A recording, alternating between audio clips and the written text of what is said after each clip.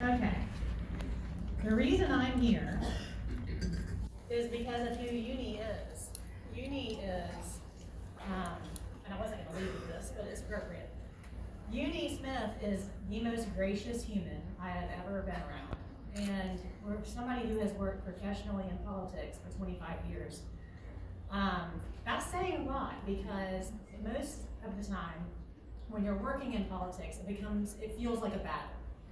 It feels like there's a good side and a bad side, and even if you're on the good side, or you perceive that you're on the good side, it still feels like a battle, and it feels like you're creating an enemy by the person on the other side. Eunie Smith never, ever does that. She's gracious, she's humble, as you can tell, and the reason that I'm here today is not because of me. It's because we knew, and Susan knew, that if we asked her to come and speak about her life and her legacy, she would not speak about herself. And so that's why I'm here, to ask her some very pointed questions so that she is required to actually speak about herself. Now, Eunie, like I said, is a peacemaker at heart, and that is the Lord's gift. She's also one of the smartest women I have ever met. Her memory, her ability to recall people's names, her ability to recall specific legislation from when some of us weren't born, and most of us weren't paying attention. Very specific details about legislation or about elected officials. And the reason that she can recall all of that, and the reason that she can recall people's names and their children's names, and understand and recollect their life stories, is because she actually cares about people. And that is a quality that is God-given, and she has honored that quality so well for so long that we wanted to honor her. So, some things that are not, I didn't even read the bio, but some things that you might not know about Eunie is that she's not a native Alabamian. And so she has done almost 50 years of service for the state of Alabama, but she's actually from Chattanooga and a Vandy grad. So Eunie was the vice president of the Women's Student Government Association at Vanderbilt University, and we would like to hear the story of how you got to Alabama. Well, my best friend at Vanderbilt got me a blind date and told me how wonderful he was. And then she told me what she told him about me. And I thought, oh, I'll never live up to that. I'll just relax and have a good time. So anyway, I won't tell the whole story, but in 6 months we were dating, and in another 6 months we were married, and it just was a tremendous blessing to have been married to Alfred all those years before he died. So I've had a blessed life, and he moved me to Alabama happily. I've been so tremendously happy here. Good folks, good, wonderful opportunities to do whatever you want to do whatever you want to do. So you may have picked up from her remarks about being down front at Reagan's first inauguration that she is the widow of a former congressman, Albert Lee Smith, Jr. So I understand that Representative Arnold Mooney, who's in the room, lived with y'all for a little while during the campaign, and you don't have to tell us what living with Arnold is like. Kelly is also here and might be able to speak to that. But could you tell us a little bit about what led Albert Lee to run, and what being a congressional spouse was like? And if you want to tell him, Arnold, you can do. He was downstairs. It was wonderful. I've just been, another blessing is to have known Kelly and Arnold for 40 years.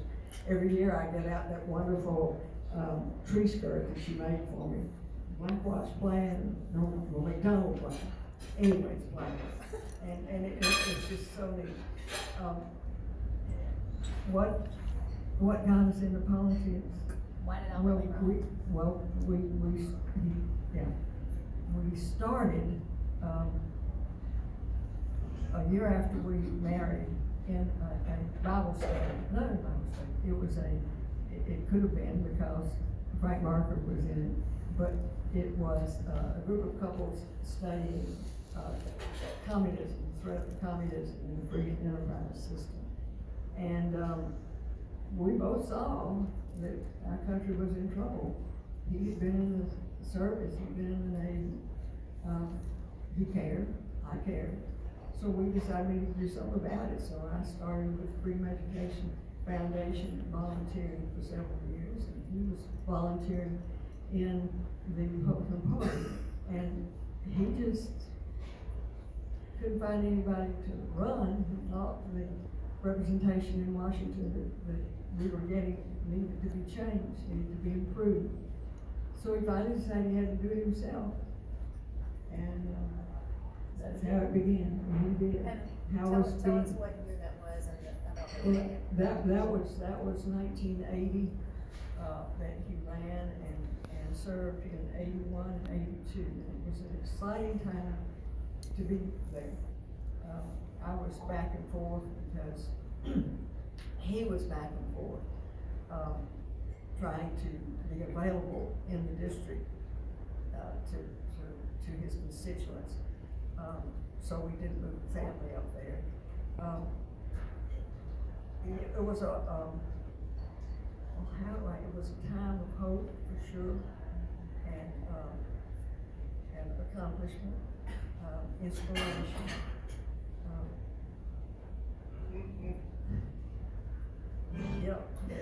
There just is so much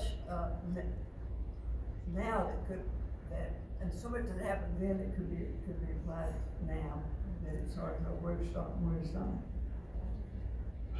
But it was a total blessing, and we stayed involved all those years for the same reasons we started. And, preserve freedom for our children and grandchildren. So that was 1980, correct? But 10 years prior, you started an organization here in Birmingham, right? Pro America, was that in 1970-ish? Yeah. So 10 years prior to him, or 9 years prior to him running it and winning, you started an organization here, and then you connected with Phyllis Schlafly. And for those of y'all who are not super familiar with Eagle Forum nationally, and I'll probably speak out of turn, Eunie and Becky, so prepare yourself. But Eagle Forum nationally is an organization that has stood for family values from its inception. And it's been my privilege to serve on the Eagle Forum of Alabama board for years. And if I asked everybody in the room to stand who had been influenced by something from Eagle Forum, everyone would stand. Because Eagle Forum of Alabama, whether or not it's been documented or not, is the strongest Eagle Forum chapter in the nation, and has been for years because of Eunie Smith, because of her consistency, because of her sacrifices, and using the resources that she had at her disposal for the betterment of others, including her basement, including her home, opening her home to, I don't even know if you wrote down a list of all the elected officials and dignitaries who have been through your home. That would be an interesting list, for sure. But you created an organization, and then you co-founded the Alabama Stop ERA, correct? Yes. With Phyllis. Was that before she came to Birmingham or after? Tell us about when Phyllis came to Birmingham for the first time. Well, she was speaking at to an organization called Pro America. It was after that, in March of 1972, that her Phyllis Schlafly report was entitled "What's Wrong with Equal Rights?" And when I read it, I thought, I can't not do anything about this. This is contrary to the biblical role of men and women within the family. And the family is the cornerstone of the nation. We all know that. And so I got involved with her. The co-chairman of Alabama Stop ERA was a former state president of the Alabama Federation of Republican Women. Speaking of working together with Eagle Forum, it happened from the very beginning. And she had contacts through that and through her pilot club activities, which was business-oriented group then for ladies. She found us a Stop ERA chairman in every single county in this state. So one of the fun stories is having, about a year later, Virginia Lee was gonna have a presentation by an ERA proponent named Sissy Fairenthold. And I said, well, we can't do that because we don't take political positions. So we'll need to have a debate. So I got Phyllis to agree to debate Sissy and found out afterward that Phyllis almost didn't do it because she'd never done a public debate before. You know, of all people, I knew she could handle it, you know, but especially since the motion that we got passed at the Junior League was that it be a structured debate, not just throwing out, specific questions. Well, she gave me the questions. She decimated. Not calculated, but decimated. And the most significant thing is that it was recorded and it was played over and over again, and it really framed the debate in Alabama on the ERA, and thankfully we defeated it. It never even came to the floor of either house. And I think it's largely, of course, Phyllis came in constantly but especially that one time was very important. We had the Speaker of the House moderating it, and a number of representatives there, so they couldn't help but hear. So now I don't know where you are. So success from the very beginning, and I didn't realize until I was reading through that was her first public debate. I mean, how many public debates did that woman have after that one? The ERA proponents put the word out that they would have to have at least 4 people on their side if Phyllis were to appear with them. And then it was cut down, it was increased to 6, and then they just said, don't go anywhere on the podium with Phyllis. They didn't say she's too good, but that was the reason. She was too good. Yeah, and I guess I'm a nerd. I've watched the old footage of her on the debate stage, and also the old footage of her on Phil Donahue. If y'all remember Phil Donahue, that was a moment. She was absolutely brilliant, articulating what we all believe, and that was what was so powerful about Phyllis, and was also what's so powerful about Eunie, which is they articulate what we believe, so that after they say it, you think, well, that's exactly what I believe.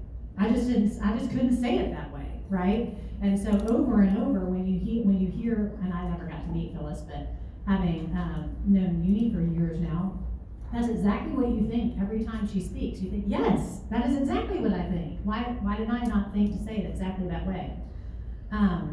I mentioned your home and opening your home and being a gracious hostess, which you are. And I wondered if there's a person, and it doesn't even have to be specifically in your home, but a person that you came across, in your time of service, either in DC or in Alabama, that once you met the person, you realized what an impactful person that person was, and maybe something that they said that stuck with you. This is a hard question. More than one.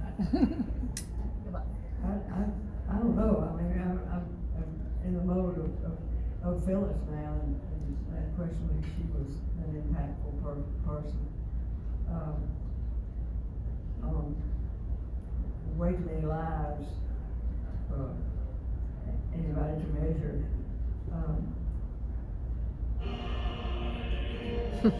I'm not sure why. I mean, all the reasons she already said, Stephanie, she's brave, but I think she just cared about other people. She wrote the first reader, which was to teach phonics, and she just said, I just can't stand people coming to me and saying my son, my daughter can't read. And so she sat down. She had taught all of her children to read.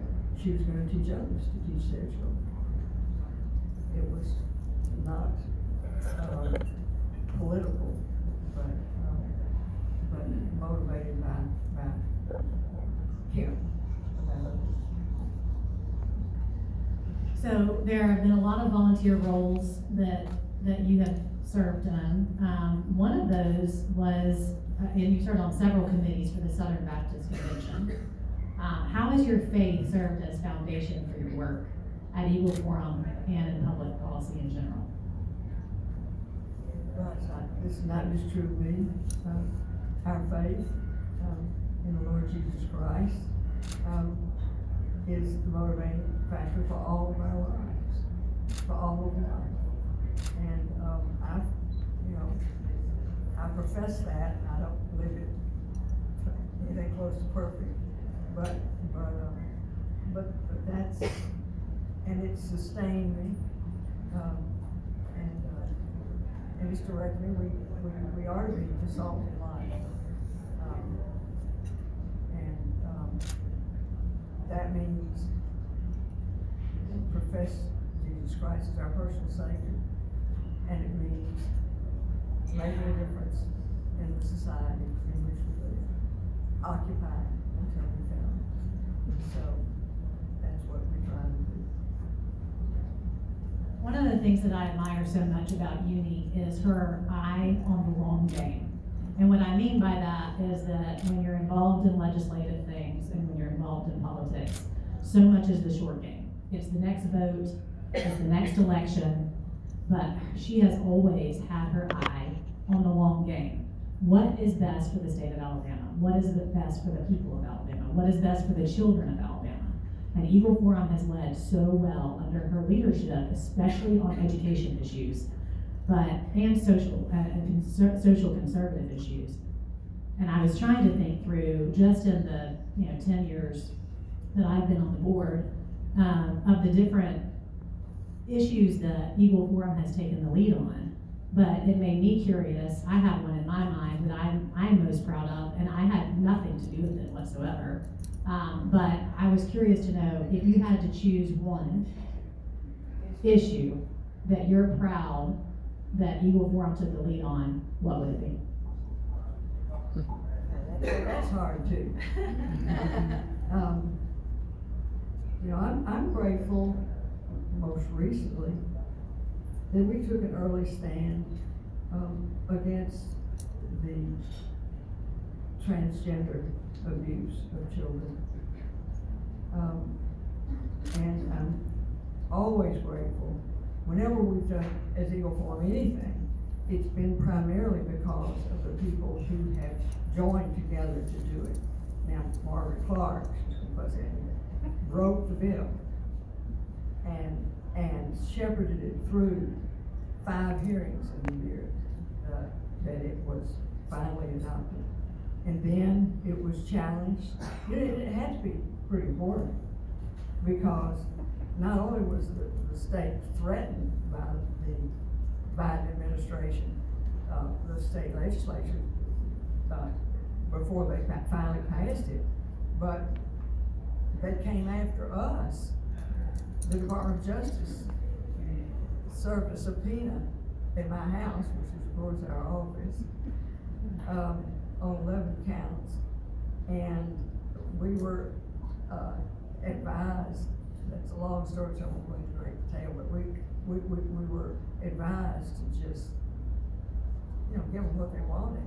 Well, of course we didn't have anything to hide, but the whole point was they shouldn't have asked to begin with, because we were not even a party to that suit. And it was a violation of our constitutional rights, which would have set a precedent that would have hurt other nonprofit organizations. It would have been, difficult for us to do anything but that if we had caved in. So we didn't, and that was because God made a way through an attorney who gave his time, which we couldn't have afforded otherwise, and 53 organizations and individuals who signed amicus briefs, and amicus, yes, more than one amicus brief, to join us in our motion to quash that subpoena. And the judge came around and agreed and did it. And now we're waiting to see how he's gonna sanction the Department of Justice for going after this little pitiful group, pitiful size group. I'm proud of what's That VCAP legislation, just so y'all know who are not aware, it was the second law passed in the nation that prohibited puberty blockers and transgender surgeries for minors. And so, and it was Eagle Forum of Alabama was at the forefront of that issue. That's something that we talk about sadly, on a daily basis now. But when we were in discussions and when Margaret first wrote the first version of that bill, nobody even thought that was happening. And literally people would say, that's not happening. Why are you writing legislation about that? Is not even happening in the state of Alabama. And now, unfortunately we know that it was prevalent. Well, let me just say one more thing about that. I was just constrained to ask Margaret and others to take this on, because for a child to be told that he or she could change the sex that God made them to live out, really, that has to be the ultimate rebellion against the Creator. So there was no choice. And thankfully, God honored our word.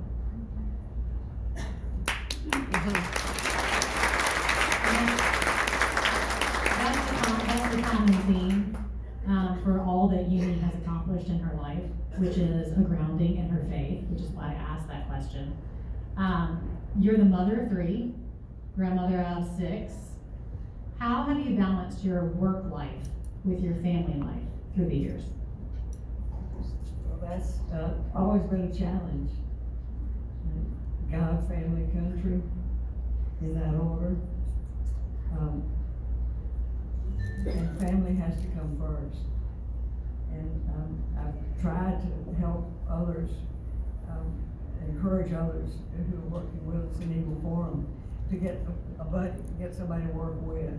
So if you have an obligation and you have a family need, you forget that obligation for Eagle Forum and you take care of your family need, because that comes first. So as I've mentioned, you're well known to firmly stand your ground while remaining gracious. And when I say that Eunie is gracious, what I mean is that she is kind and a peacemaker, but I do not mean she's a pushover by any means, because she's not. She will stand her ground and very calmly state and restate Eagle Forum's position. So how do you keep your cool when people like me lose their temper? You'll have to show me. I've never seen you lose your temper. How can I answer that? No. Maybe I'm just slower on the uptake.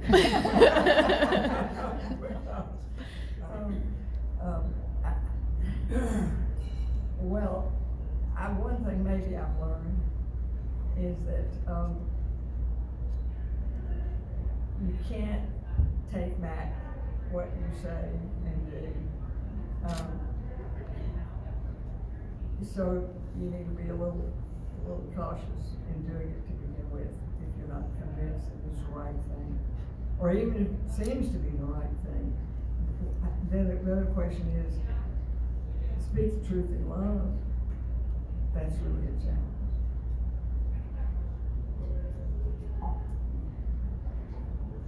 I think I speak for all of us in wanting to thank you for your years of service. She's not done yet, y'all. This isn't a swan song or a retirement party, but it is, to use Diane's phrase, a celebration of faith and commitment and leadership. And if you were listening to Eunie's remarks, but almost the first thing that she complimented Diane on and the leadership of this club is the fact that there are a lot of people involved in the leadership of the club. And that has been the model that Eunie has used to build and strengthen and then build again Eagle Forum through the years. There are tables of women here that have benefited from that leadership style. I include myself as someone who has benefited from her ability to delegate and ability to empower others to do what she does well. And thank you so much for serving as a mentor and a leader.